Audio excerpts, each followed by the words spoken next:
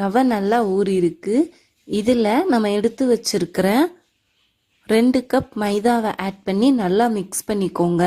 2 spoon தண்ணி சேர்த்து நல்லா மிக்ஸ் பண்ணிக்கோங்க.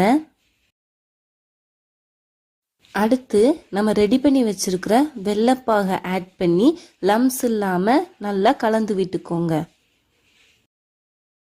ஒரு பேனில் 2லேருந்து 3 டேபிள் ஸ்பூன் நெய் சேர்த்துக்கோங்க.